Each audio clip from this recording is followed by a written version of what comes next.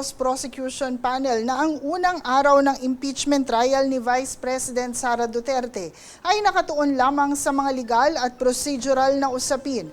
Ayon kay House Impeachment Advisor at Spokesperson Robert Ace Barbers, wala pang ihinarap na testigo o ebidensya sa pagbubukas ng paglilitis. Anya, isinagawa muna ang pagtalakay sa mga patakaran, pagpasok ng mga abogado, plea ng respondent at iba pang paunang usaping legal.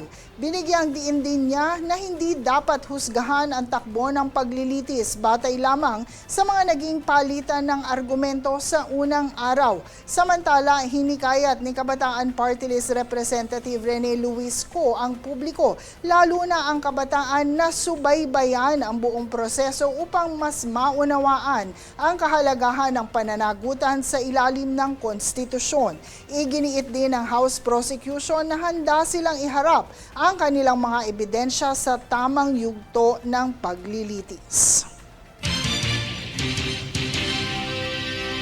Sa kaugnay pang balita, iginiit ng mga tagapagsalita ng House Prosecution Panel na hindi sila natinag sa mga pampolitikal na tensyon kaugnay ng impeachment trial ni Vice President Sara Duterte. Sinabi ni Lanao del Sur Representative Sia Alonto Adyong at Kabataan Party List Representative Rene Luis Co na ang paglilitis ay isang prosesong itinatadhana ng konstitusyon. Ayon kay Adyong, hindi dapat manaig ang takot sa posibleng epekto sa politika dahil tungkulin nilang iharap ang kaso sa impeachment court.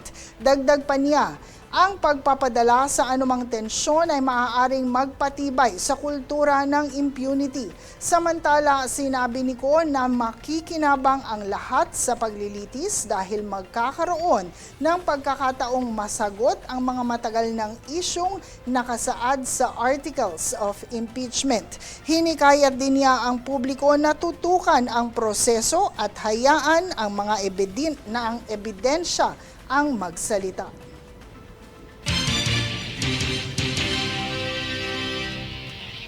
Sa ibang balita, posibleng umabot sa higit 3 piso ang magiging taas presyo na ipatutupad sa kerosene at diesel para sa linggong ito, habang parehong rollback at taas presyo naman para sa gasolina. Sa inalabas na abiso ng Department of Energy, simula Martes, maaaring magpatupad ang kumpanya ng langis ng rollback na 1 peso and 75 cents kada litro o aumento na 25 centavos kada litro para sa gasolina, habang taas presyo naman para sa kerosene ng 1 peso and 70 cents hanggang 3 pesos and 70 cents kada litro. Gayon din sa diesel na magtataas ng 1 peso and 57 cents hanggang 3 pesos and 57 cents kada litro. Samantala, magkakaroon ng rollback na 162.99 pesos para sa presyo ng 11 kg LPG tank, kung saan bababa sa 1,150 hanggang 1,600 pesos ang magiging presyo nito ngayong buwan.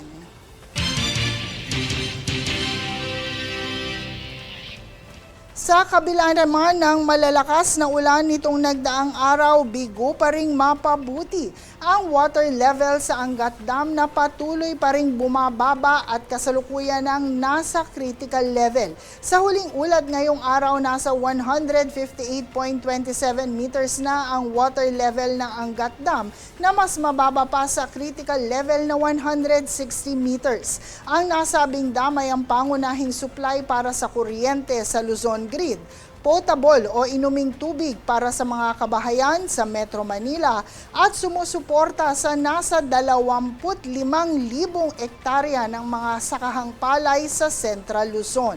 Bunsod nito, posibleng makaranas ang mga residente sa Metro Manila ng water service interruption sakaling magpatuloy pa ang pagbaba ng antas ng tubig sa dam.